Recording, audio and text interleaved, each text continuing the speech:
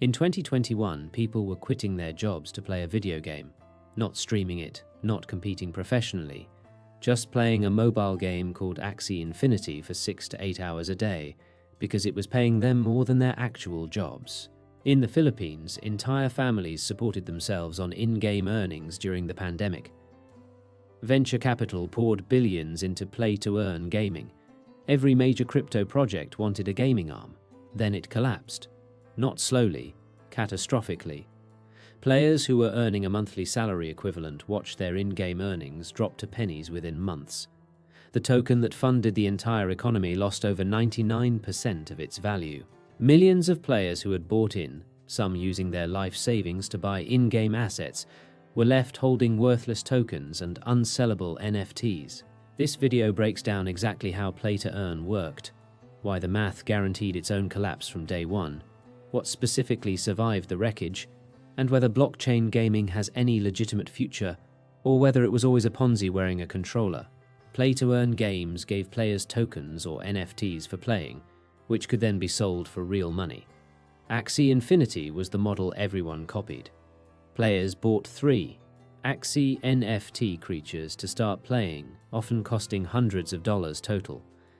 Playing the game and winning battles earned a token called Smooth Love Potion, or SLP. Players sold SLP on exchanges for real cash. At Axie's peak in mid-2021, some players in the Philippines and Venezuela were earning the equivalent of $200 to $1,000 a month. Life-changing income in those economies, simply by playing a mobile game for several hours a day. The pitch was revolutionary. A video game that pays you instead of the other way around. Play instead of work. Earn while you have fun. It attracted millions of players in developing economies specifically because the earning potential was real, immediate, and required no prior capital beyond the entry cost of the NFTs. Here is the mechanism nobody explained to the players rushing in. SLP had no cap on its supply. Every single player, every single day, generated new SLP simply by playing and winning battles. There was no equivalent mechanism removing SLP from circulation at the same rate. The only sink for SLP was breeding new Axies, which consumed a fixed amount of SLP per breed. As long as new players kept joining and buying Axies, the SLP earned by existing players got bought up by breeders, creating new characters to sell to newer players. This is structurally identical to a Ponzi scheme, whether or not the developers intended it that way. Early players are paid by later players' capital. The game only works while the pool of new entrants grows faster than the token supply. The moment new player growth slows, the supply of SLP being generated daily overwhelms the demand for it, and the price mechanically collapses. This isn't a prediction with hindsight. The tokenomics guaranteed this outcome the day the game launched with uncapped SLP emissions and no matching sink. SLP token price fell from a peak of roughly 35 cents in mid-2021 to fractions of a cent by 2022, a decline of well over 99%.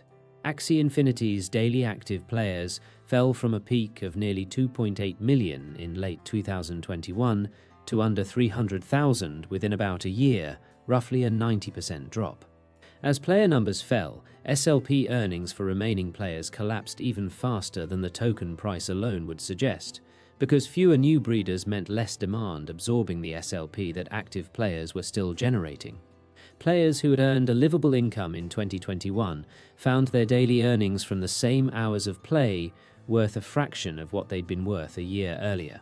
Some players who had taken out loans to buy their starter Axies, expecting to earn the money back through play, were left with debt and NFTs worth a small fraction of what they paid. The deeper problem wasn't just the tokenomics. It was that play to earn incentivized a completely different behavior than what makes games fun or sustainable. Traditional games are designed around engagement, challenge, and enjoyment, because a player who isn't having fun stops playing and the game dies commercially. Play-to-earn games were effectively designed around token emission schedules and NFT sales funnels. The gameplay in many P2E titles was thin, repetitive, and clearly secondary to the earning mechanism. Players weren't logging in because the game was fun. They were logging in because it was a job. The moment the pay dropped below what the time was worth, players had no reason to stay. because there was no underlying game compelling enough to retain them for its own sake. Compare this to any successful traditional game with a decade-plus lifespan. Those games retain players through genuine engagement. Most P2E titles had no equivalent retention mechanism once the financial incentive evaporated.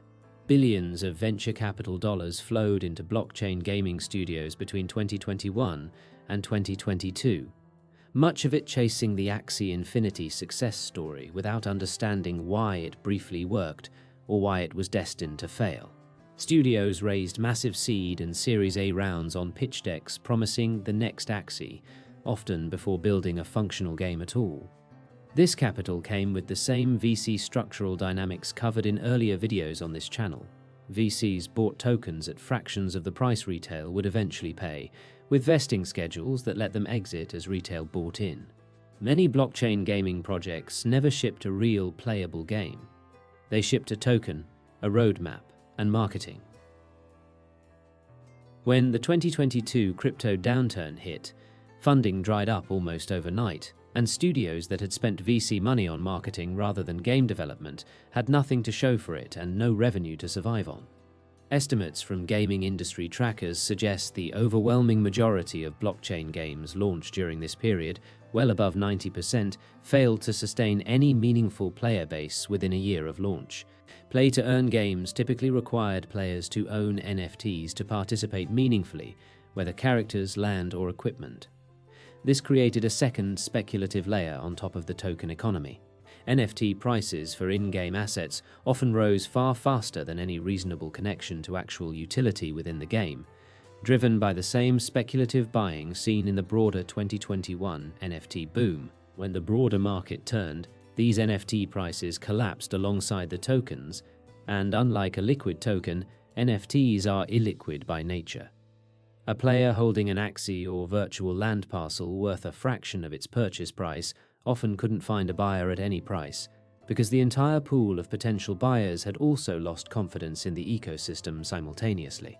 This is a structural risk unique to NFT-gated games that doesn't exist in traditional gaming, where in-game items typically have no real-world resale market to collapse in the first place. This collapse had real consequences beyond typical crypto speculation losses. In the Philippines specifically, Axie Infinity had been marketed and adopted as a genuine income source during a period of pandemic-driven unemployment, with local guilds and scholarship programs lending Axies to players who couldn't afford the entry cost in exchange for a share of earnings.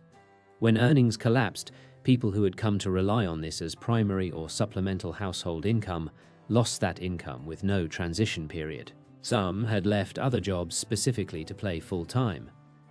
Development economists and journalists covering the collapse documented cases of real financial hardship among players who had reasonably treated this as legitimate income based on a year or more of consistent earning history, not obvious speculation. This is meaningfully different from a trader losing money on a leveraged position. It was income relied upon by people in vulnerable economic circumstances, built on a foundation that was mathematically unsustainable from the start. Not everything in blockchain gaming died. A small number of patterns survived the collapse, and they share common characteristics that distinguish them from the failed play-to-earn model. Games that treat blockchain as an ownership layer rather than an earning mechanism have shown more durability. Players own tradable in-game assets as NFTs, similar to how Steam's marketplace lets players trade skins in traditional games like Counter-Suite, but the game itself doesn't promise income, doesn't require constant new player capital to function, and is designed to be fun independent of any token value. Sky Mavis, the studio behind Axie, rebuilt the game with a redesigned economy after the collapse, moving away from unlimited SLP emissions toward more controlled tokenomics, though it never returned to its 2021 scale. Some traditional gaming studios have quietly integrated optional NFT ownership for cosmetic items without building the entire game economy around token emissions, avoiding the death spiral by not depending on new player capital to pay existing players in the first place. Following the collapse, much of the industry rebranded from play-to-earn to play-and-earn, or simply GameFi, with messaging explicitly de-emphasizing earning potential and re-emphasizing gameplay quality. Some of this reflects a genuine, sober correction. Teams that learned the lesson and are building actual games first, with optional blockchain-based ownership as a secondary feature rather than the core pitch. Some of it is simply the same extraction model wearing new marketing language, with token emission schedules still favoring early insiders and VCs over the retail players who join later. The distinguishing test is straightforward. Does the game generate real revenue from actual entertainment value, independent of new token buyers, or does its economy still require a constantly growing base of new capital to sustain payouts to existing players? Most projects using the GameFi label today have not publicly disclosed detailed tokenomics that would let a player answer this question with confidence, which itself is a warning sign. Play-to-earn games have drawn regulatory attention specifically because the earn mechanism can resemble an unregistered securities or gambling offering, depending on jurisdiction.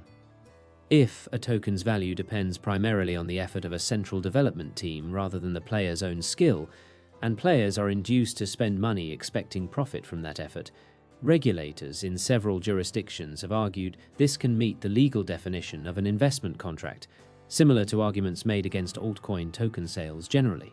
The Philippines' own securities regulator issued public advisories during the Axie boom, and multiple countries have since scrutinized blockchain gaming studios operating within their markets. This regulatory uncertainty is one more reason large traditional gaming publishers have moved cautiously, if at all, into blockchain-based earning mechanics, preferring the safer cosmetic NFT ownership model that doesn't trigger the same legal questions. Major traditional publishers largely avoided building genuine play-to-earn economies into their flagship titles, even at the height of 2021 hype, despite several announcing exploratory NFT initiatives that were quickly abandoned after backlash from their existing player bases. Established gaming communities largely rejected pay-to-earn mechanics as either exploitative of vulnerable players or simply bad game design that prioritizes speculation over fun. This consumer pushback, combined with the visible Axie collapse as a cautionary tale, made most large studios conclude that the reputational and regulatory risk outweighed any short-term revenue opportunity from token sales. The publishers that did experiment, largely mid-size or crypto-native studios, have had mixed results at best, reinforcing the broader lesson that a functioning, sustainable in-game economy requires the same design discipline as any traditional game economy, not a blockchain layer bolted onto a Ponzi-shaped token model. Before engaging with any blockchain or GameFi title, ask whether the game would still be fun to play with zero expectation of financial return, because that answer reveals whether you're evaluating a game or a speculative financial product wearing a game's interface. Check whether the token has a capped, disclosed supply with clear emission and sync mechanics, and whether early investor and team allocations are large enough to create the same VC dump dynamics covered in earlier videos on this channel. Check how long the studio has been operating and whether it has shipped a genuinely playable, engaging product independent of the token's price. Treat any promise of guaranteed or historical high earnings with the same skepticism applied to any other investment pitch promising outsized returns for minimal effort, because that is functionally what play-to-earn always was for the vast majority of participants who joined after the earliest adopters. Blockchain gaming's play-to-earn era wasn't undone by bad luck or a market downturn alone. It was undone by tokenomics that guaranteed collapse from their initial design, dressed up in the language of financial empowerment for players who, in many cases, could least afford to lose what they put in. What survived is a much smaller, more sober industry building actual games with optional ownership features, largely stripped of the quit your job and earn a living pitch that defined the boom. The lesson generalizes well beyond gaming. Any system promising participants income for minimal effort, funded by an ever-expanding pool of new entrants rather than genuine external revenue, will eventually run out of new entrants. The game changes. The math never does. Comment, "I played Axie" if you experienced the boom or the collapse firsthand, or avoided it if the Ponzi structure was obvious to you from the outside. Next video, I'm breaking down crypto inheritance, what actually happens to your Bitcoin when you die, and the surprisingly common mistake that has already permanently locked billions of dollars in unrecoverable wallets. Subscribe to Unbanked. The old money had a head start. You have the internet.